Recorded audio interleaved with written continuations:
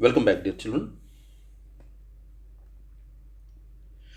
आज हम ग्रेविटेशन का चौथा पार्ट जो है इस सीरीज का हमने शुरू किया है।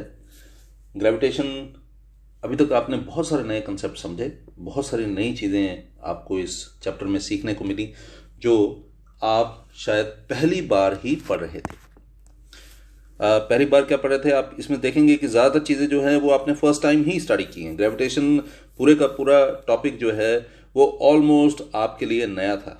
इसके बारे में बहुत बार आपने पढ़ा था, आपने बहुत सारी चीज़ें इसके बारे में सुनी हुई थी। पर्टिकुलरली जो चीज़ आपने इसके बारे में सुनी हुई थी वो ये थी कि पृथ्वी जो है वो हर चीज़ को अपनी तरफ खींचती है। The earth pulls everything towards itself, और इसको हम बोलते हैं ग्रेविटी। तो मैं जहाँ तक समझता हूँ इसके अलावा कोई भी चीज़ आपने पहले नहीं पढ़ी थी, तो ये सारी ही चीज़ें जो थी वो आपके लिए नई थी। ओके, आज जो हम टॉपिक शुरू करने जा रहे हैं ये है ग्रेविटेशन का चौथा पार्ट, जिसमें और बहुत सारी नई चीज़ें आपको पढ़ने को मिलेंगी। लेकिन शुरू करने से पहले आपको याद होगा ग्रेविटेशन पार्ट 3 के लास्ट में मैंने आपसे ये कुछ प्रश्न पूछे थे जिसका आपको उत्तर जो था either you have to answer true और फॉल्स। ठीक है, ट्रू और फॉल्स में आपको जवाब देना था। जैसे पहला था the elephant and the feather each have the same force of gravity. दूसरा, the elephant has more mass yet both elephant and feather experience the same force of gravity. आगे था the elephant experiences a greater force of gravity yet both the elephant and the feather have the same mass. चौथा था on earth all objects whether an elephant or a feather have the same force of gravity. आगे था the elephant weighs more than the feather yet they each have the same mass. The elephant clearly has more mass than the feather yet they each weigh the same. The elephant clearly has more mass than the feather yet the amount of gravity is the same for each. और आगे है the elephant has the greatest acceleration yet the amount of gravity is the same for each. तो अब मुझे नहीं पता कि आपने इसका क्या आंसर दिया होगा, ट्रू दिया होगा या फॉल्स दिया होगा। किसका ट्रू दिया होगा और किसका फॉल्स दिया होगा ये भी मैं नहीं जानता, लेकिन मैं आपको एक चीज बताता हूं। If you answer true to any of the above, okay, if you answered true to any of the above, then perhaps you have some level of confusion concerning either the concepts or the words force, weight, gravity, mass, acceleration. अगर आपने इनमें से किसी का भी उत्तर जो है वो ट्रू दिया है, किसी का भी, अगर आपने इनमें से किसी का भी उत्तर ट्रू दिया है तो मैं आपको बता दूं आप जरूर किसी चीज को लेकर कंफ्यूज्ड होंगे। ठीक है ji, if your answer is true to any of the above तो you have some level of confusion concerning the concepts of force, weight, gravity, mass, acceleration. इन 5 शब्दों को लेकर आपके मन में जरूर कोई कंफ्यूजन होगा। तो इसका किसी का भी आंसर ट्रू नहीं हो सकता। तो क्या आंसर होना चाहिए आपके ख्याल में? तो मैं आपको बता दूं, इन सब का आंसर जो है वो है, ठीक है, मैं आपको एक चीज बताता हूं, ध्यान से सुनिएगा। In the absence of air resistance both the elephant and the feather are in a state of free fall. Okay, that is to say the only force acting upon the two objects is the force of gravity. तो दोनों के ऊपर act करने वाली force जो है वो केवल फोर्स ऑफ ग्रेविटी ही है। ये फोर्स जो है, दिस फोर्स ऑफ ग्रेविटी, यही जो है it causes both the elephant and the feather to accelerate downwards. The force of gravity experienced by an object is dependent upon the mass of that object. तो बहुत सारी चीज़ें आप यहाँ पर अगर आप ध्यान से देखेंगे तो आपको पता लगेगा, लेकिन मैंने अभी आपको ये बताया कि इनमें से किसी का भी उत्तर जो है वो ट्रू नहीं है। You cannot answer true to any of the above statements. आगे बढ़ते हैं। आज हम ग्रेविटेशन पार्ट 4 शुरू कर रहे हैं, और ग्रेविटेशन पार्ट 4 शुरू करने से पहले जो मैंने आपको पिछला 7-8 स्टेटमेंट्स का जो सेट दिया था उसके बारे में हमने बात की। अब हम आगे चलते हैं। यह है शेप अर्थ की। अर्थ के बारे में अक्सर लोग सोचते हैं कि अर्थ जो है वो कुछ इस तरह से है ना। आप भी सोचते होंगे कि अर्थ जो है वो गोल है, लेकिन अर्थ गोल नहीं है। आप देखिए कितना गैप है ना। ये गोल नहीं है। अर्थ की शेप कुछ इस प्रकार की है।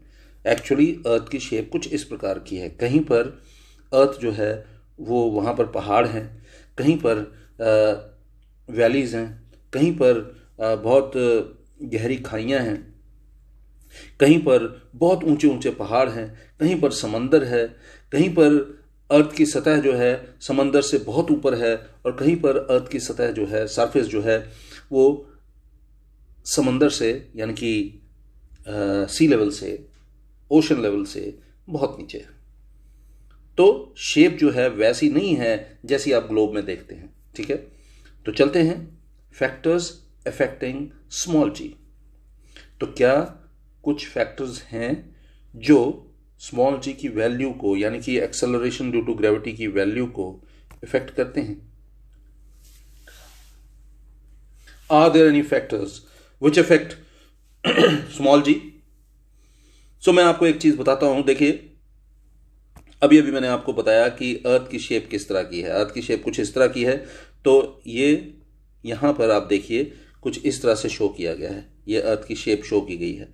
तो ये है पोल से पोल का डिस्टेंस, और ये है इस एंड से इस एंड का डिस्टेंस, जिसको हम इक्वेटर कह रहे हैं। तो आप देख पा रहे होंगे radius of earth at equator is more than radius of earth at pole.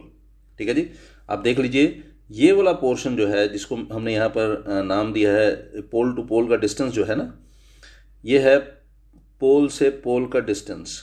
तो इसके अकॉर्डिंग चलना हो तो रेडियस ऑफ पोल ये है, और अगर इसके हिसाब से चलना हो तो इक्वेटर की तरफ से रेडियस ये है। तो यहाँ पर अगर आप देखेंगे तो आपको पता लगेगा radius of earth is greater than radius of earth at equator is greater than radius of earth at pole. तो अब आपको एक कंसेप्ट याद होगा, स्मॉल जी की वैल्यू होती है gm/r²। ठीक है ना। स्मॉल जी जो है it is equal to gm/r²।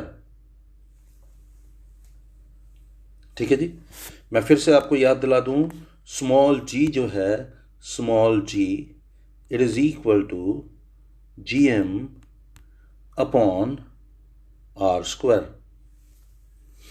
अब दो बातें हो सकती हैं। यहां पर r जो है RE हो सकता है, ओके, या अगर आप बात करेंगे दूसरे केस की तो वहां पर स्मॉल जी जो है वो क्या होगा, स्मॉल जी इज gm/rp²।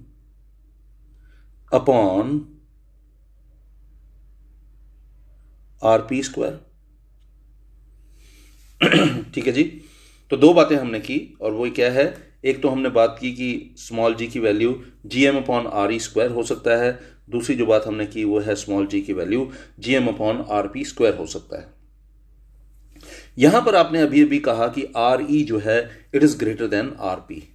अगर RE is greater than RP, ठीक है जी, ये E से रिलेटेड है और ये ओके, दिस इज GE यानी कि acceleration due to gravity at equator.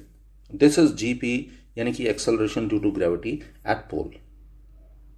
तो सिंस RE जो है वो RP से बड़ा है, RE is greater than RP, तो इसका क्या मतलब है? इसका मतलब है ये जो स्मॉल GE है यानी कि acceleration due to gravity at equator, ये और acceleration due to gravity at pole, ये दो डिफरेंट चीजें होनी चाहिए। मैं फिर से रिपीट कर देता हूं, आप देखिए acceleration due to gravity at equator क्या है, gm/re²। Okay, acceleration due to gravity at pole क्या है, it is gm upon rp square, और आपने कहा re जो है it is greater than rp।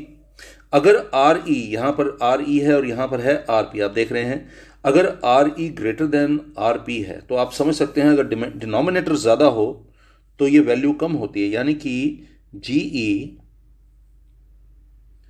is less than gp. I'm sure you people will agree. Value of g decreases when we move from poles to equator.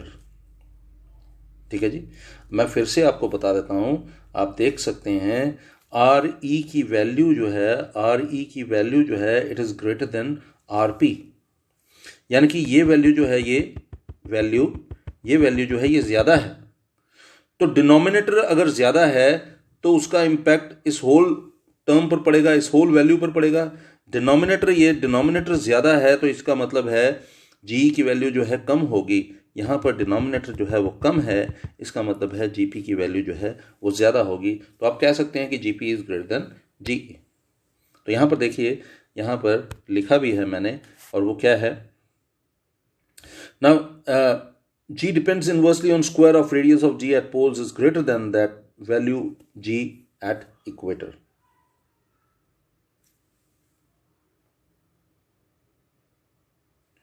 थोड़ा सा और आगे बढ़ते हैं। hence value of g decreases when we move from poles to equator. वो दूसरा factor जो small g की वैल्यू को इफेक्ट करता है वो क्या है, वो देख लेते हैं। It is variation of g with altitude, height बढ़ने के साथ, बॉडी की हाइट बढ़ने के साथ क्या इम्पैक्ट होता है या क्या चेंजेस होती हैं जी में, स्मॉल जी की वैल्यू किस प्रकार से चेंज होती है हाइट के बढ़ने से। तो आप देख सकते हैं यहाँ पर एक डायग्राम आपके लिए बनी हुई है। उस डायग्राम में आप देखिए अर्थ की शेप बनाई गई है। ये जो है ये है रेडियस ऑफ अर्थ और ये बॉडी की हाइट है। ओके, मैं फिर से आपके लिए रिपीट कर देता हूं, आप ध्यान से देखिएगा। ये है रेडियस ऑफ अर्थ और ये है हाइट ऑफ द बॉडी। तो अगर आप इस पूरे को देखेंगे, हमने इस पूरे को नाम दिया हुआ है स्मॉल डी। ठीक है, हम इस डिस्टेंस को, मतलब सेंटर से लेकर इस बॉडी तक के डिस्टेंस को हमने स्मॉल डी से रिप्रेजेंट किया। तो आप ऐसा कह सकते हैं कि स्मॉल डी जो है, यानी कि ये पूरी वैल्यू जो है ये radius of earth plus height of body के बराबर होगा। अब आपको पता है कि मैंने अभी आपको बताया कि जी जो है वो किसके बराबर होता है, it is equal to GM upon R square. ये तो हमें पता है कि स्मॉल जी की वैल्यू जो है GM अपॉन आर स्क्वायर होता है, लेकिन यहां पर स्मॉल जी, ठीक है, हम GH लिख रहे हैं और आर स्क्वायर की जगह आप समझ सकते हैं हमें R plus H whole square लिखना पड़ेगा, क्योंकि जिसको आप डिस्टेंस बोल रहे हैं, हम डिनोमिनेटर में डी स्क्वायर लेते हैं, वो जो डिस्टेंस आप बोल रहे हैं वो बेसिकली r प्लस एच है। ठीक है जी, तो आप देख सकते हैं यहां पर r प्लस एच का होल स्क्वायर लिखा गया है। सो आप ऐसा कह सकते हैं कि acceleration due to gravity decreases with the height from the surface of earth. मैं फिर से रिपीट कर रहा हूं आपके लिए, आप ध्यान दीजिएगा। आप यहां पर अर्थ की शेप देख रहे हैं और अर्थ का ये रेडियस है और एक बॉडी जो है इस हाइट पर सपोज करिए प्लेस की गई है, और ये टोटल जो डिस्टेंस आप ले रहे हैं ये स्मॉल डी से रिप्रेजेंट करें। और अगर आप ध्यान देंगे तो आपको पता लगेगा ये जो स्मॉल डी की वैल्यू है ये r प्लस एच के बराबर होना चाहिए। देखिए r प्लस एच है ना, तो ये r प्लस एच के बराबर होनी चाहिए। तो हमने r प्लस एच ही लिया।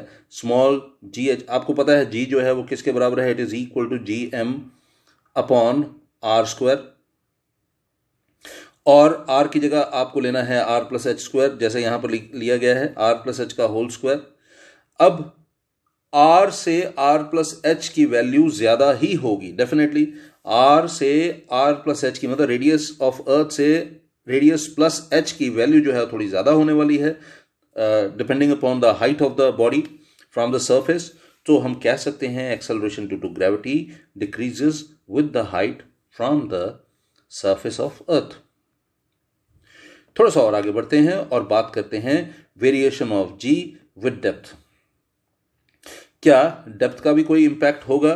तो मैं आपको बता दूं, अगर सपोज कर लेते हैं कि हमारे पास ये अर्थ है, ठीक है जी, और अब बॉडी जो है वो हाइट पर ना होकर, बल्कि ये देखिए, आप देख सकते हैं ये रेडियस है अर्थ का, ओके, और आप समझ सकते हैं कि एक बॉडी जो है, आप सपोज करिए वो यहां पर प्लेस किया गया है,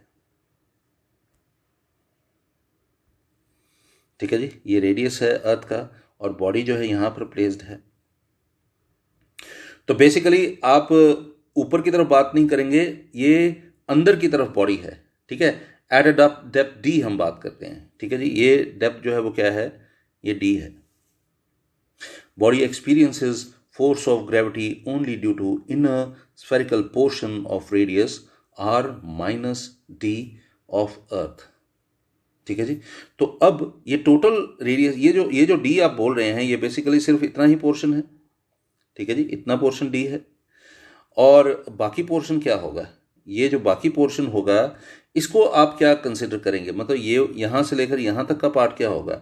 अगर टोटल आपने आर बोला है, मतलब ये कि ये टोटल जो है ये आर है, रेडियस ऑफ अर्थ जो है आर है, तो ये वाला पोर्शन जो है ये क्या होने वाला है, ये वाला portion definitely R minus D होने वाला है, ठीक है जी।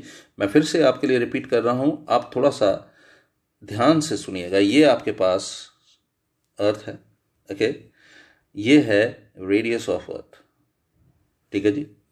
अब एक बॉडी जो है, मैं आपको समझा रहा हूं, आप ध्यान दीजिएगा, ये बॉडी जो है वो कुछ इस जगह पर प्लेस्ड है, ठीक है, और इस पार्ट की डेप्थ जो है वो क्या है, ये है डी, ओके, मतलब सिर्फ इतना पोर्शन जो है यहां से लेकर यहां तक का पोर्शन जो है ये क्या है, ये डी है, यहां से लेकर यहां तक का पोर्शन जो है डी है, ओके।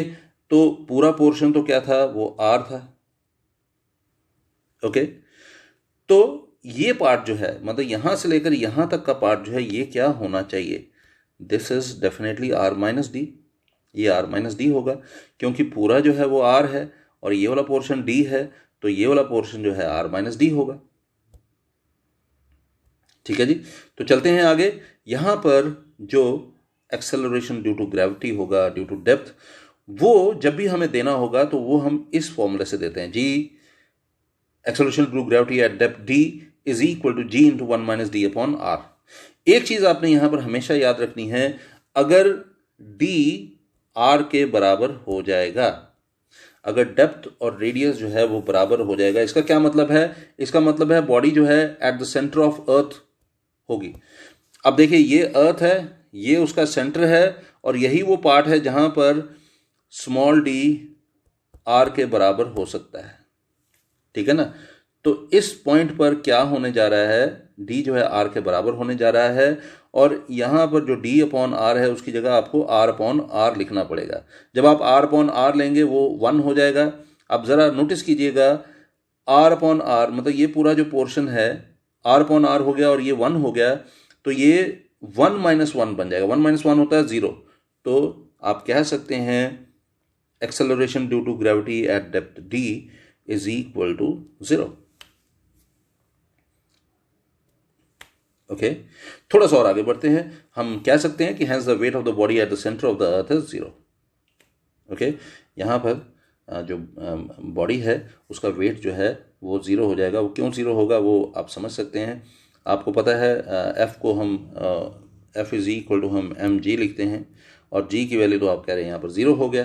तो अगर वो जी की वैल्यू 0 हो गया तो इस पॉइंट पर लगने वाली फोर्स भी जो है वो 0 होनी चाहिए। चलते हैं आगे। अब बात करते हैं एक और चीज की, और वो है क्या लैटिट्यूड का भी कोई इफेक्ट होता है,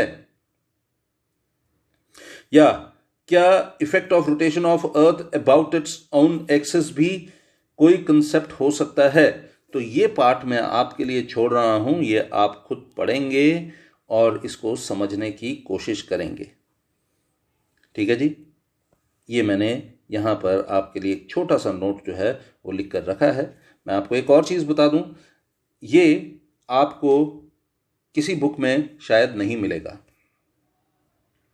और ना ही आपके टेक्स्ट बुक में इसको मेंशन किया गया है। तो ये आप कह सकते हैं कि इसको जब आपको आंसर देना है इस क्वेश्चन का कि स्मॉल जी का क्या इम्पैक्ट होता है, तो आप ये नहीं भी मेंशन करेंगे तब भी चल जाएगा। तो आप ये ना मेंशन कीजिए, चल जाएगा, लेकिन केवल आपके ज्ञान में थोड़ी सी वृद्धि करने के लिए मैंने ये पार्ट जो है वो आपके लिए मेंशन कर दिया। तो आप ये खुद करेंगे। थोड़ा सा आगे बढ़ते हैं। अब हम बात करते हैं motion of objects under the influence of gravitational force of the अर्थ। देखिए, आप अगर आपको याद हो तो आपने जो जनरल इक्वेशंस पढ़ी हैं मोशन की, वो क्या है? मैं आपको याद दिलाता हूं। आपने पढ़ा है कि v जो है it is equal to u plus at। ठीक है जी।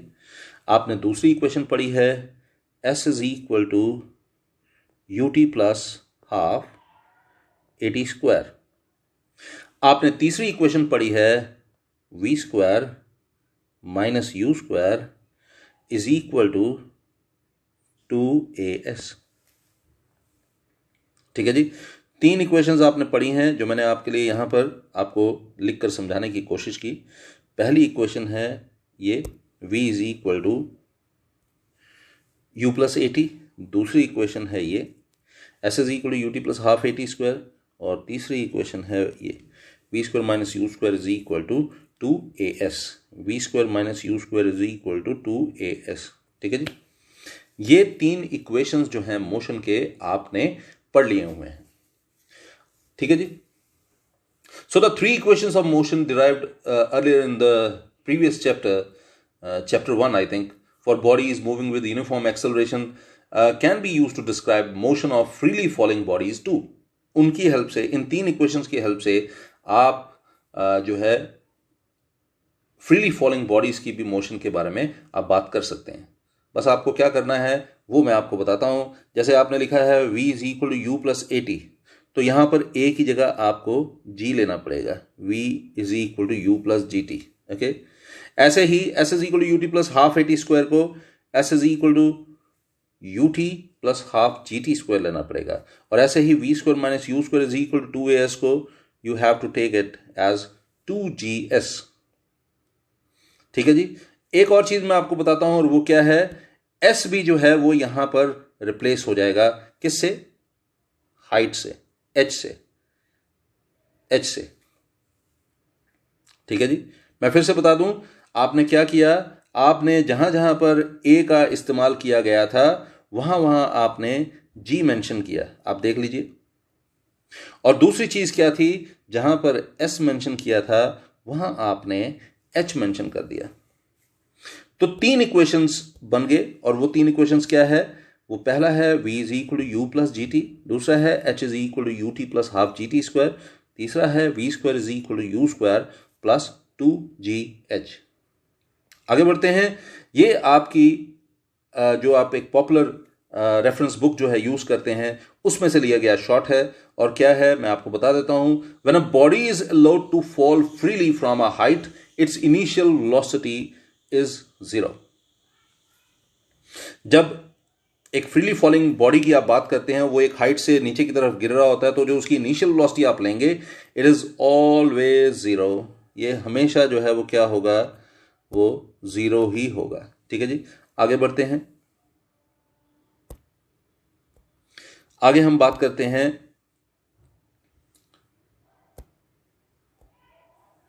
When a body is falling vertically downwards, जब एक बॉडी नीचे की तरफ गिर रही होती है, vertically it's falling downwards, its velocity goes on increasing. Always remember this. जब एक बॉडी जो है ऊपर से जहां से शुरू होती है वहां पर तो वेलोसिटी 0 होती है। मतलब आप देखिए, ये एक हाइट है, सपोज करिए एक बॉडी की ये हाइट है, यहां से इसको नीचे की तरफ गिरना है, तो यहां पर जो वेलोसिटी आप लेंगे, इनिशियल वेलोसिटी, वो हमेशा क्या होगी, 0 होगी। और जैसे जैसे ये नीचे की तरफ बढ़ती जाएगी इसकी वेलोसिटी चेंज होती जाएगी। कैसे चेंज होगी? इंक्रीज होती जाएगी। ठीक है। और वो इंक्रीज होती जाएगी, ये आपको ध्यान में रखना है। Therefore its acceleration is positive. g is equal to 9.8 metre per second square. लेकिन अगर अगर इसी बॉडी को आप क्या करते हैं, नीचे से ऊपर की तरफ फेंकते हैं, उछालते हैं, मैंने आपको याद होगा, मैंने पिछले लेक्चर में भी इसके बारे में बताया था, अगर बॉडी ऊपर से नीचे की तरफ गिर रही है तो उसकी एक्सेलरेशन पॉजिटिव है, ओके। लेकिन अगर अगर वही बॉडी जो है, मैं फिर से बता दूं, अगर ऊपर से नीचे की तरफ गिर रही है तो उसकी एक्सेलरेशन पॉजिटिव है, लेकिन नीचे से ऊपर की तरफ जा रही है तो उसकी एक्सेलरेशन पॉजिटिव नहीं हो सकती। तो ऊपर से नीचे गिरने वाली बॉडी जो है उसकी एक्सेलरेशन है plus 9.8 metre per second square, लेकिन नीचे से ऊपर की तरफ उछाली गई बॉडी जो है उसकी एक्सेलरेशन है minus 9.8 metre per second square. चलते हैं थोड़ा सा और आगे। व्हेन अ बॉडी, ये मैंने आपको सॉरी बता दिया, g is equal to minus 9.8 metre per second square. एक और चीज मैं आपको बता दूं, at the highest point v जो है वो जीरो होता है, u भी जीरो होता है। From the highest point, at the highest point final velocity of the body v is equal to zero. From the highest point the body falls with initial velocity equal to zero. इसको आप समझिएगा, आप में से कईयों को ये बात समझ नहीं आई होगी। जैसे सपोज करिए ये एक हाइट है, वर्टिकल हाइट, ठीक है जी। आपने नीचे से एक बॉडी को ऊपर की तरफ उछाला, तो इस पोजीशन पर आकर उसकी फाइनल वेलोसिटी बनती है, ठीक है जी, है ना। और अगर वो बॉडी नीचे की तरफ आएगी तो इस पोजीशन पर उसकी इनिशियल वेलोसिटी बनती है। तो इस पोजीशन पर इनिशियल वेलोसिटी तो जीरो होगी, लेकिन नीचे से जब आपने उसको ऊपर की तरफ उछाला तो इस पोजीशन पर उसकी फाइनल वेलोसिटी होने वाली है, वो भी जीरो होने वाली है, ठीक है। ऊपर से नीचे आते वक्त उसकी इनिशियल वेलोसिटी जीरो है, नीचे से ऊपर जाते वक्त उसकी फाइनल वेलोसिटी जो है वो भी जीरो है। और नटशेल में ये है कि जी जो है वो 9.8 मीटर पर सेकेंड स्क्वायर ही होने वाला है, उसमें कोई चेंज नहीं होगा। थोड़ा सा और आगे बढ़ते हैं, अब बात करते हैं टाइम ऑफ एसेंट और टाइम ऑफ डिसेंट। ये कई बार आपको पढ़ने को मिलेगा, टाइम ऑफ एसेंट और टाइम ऑफ डिसेंट। नाम से ही आपको क्लियर हो जाएगा, एसेंट और डिसेंट दो टर्म्स यहां पर यूज की गई हैं। Time taken by the body to rise to the highest point is always, मैंने आपको बताया ये नीचे से ऊपर जाने वाला जो टाइम लिया जाता है, उसके लिए सपोज करिए टाइम लिया गया t, और वही बॉडी जब ऊपर से नीचे की तरफ आई तो तब भी टाइम t ही लिया जाता है, ठीक है जी। टाइम नीचे से ऊपर जाने के लिए जो होगा वही टाइम ऊपर से नीचे आने के लिए भी होता है। तो क्या बताया गया आप वो देखिए, time taken by the body to rise to the highest point is always equal to the time taken by it to fall through the same height, that is time of ascent is equal to time of descent. Time of ascent जो है it is always equal to time of descent, ये आपको ध्यान में रखना है। ये आपकी एक पॉपुलर रिफ्रेशर है जो आप यूज करते होंगे, उसमें से लिया गया शॉर्ट है, ध्यान से समझिएगा। The distance covered by a freely falling body is directly proportional to the square of the time of fall. इसमें बताया गया है कि जो डिस्टेंस है, जब हम डिस्टेंस की बात करते हैं,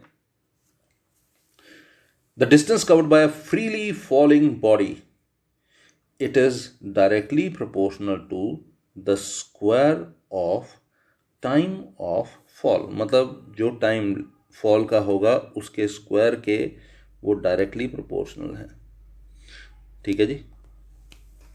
the distance covered by a freely falling body is directly proportional to the square of the time of fall, okay.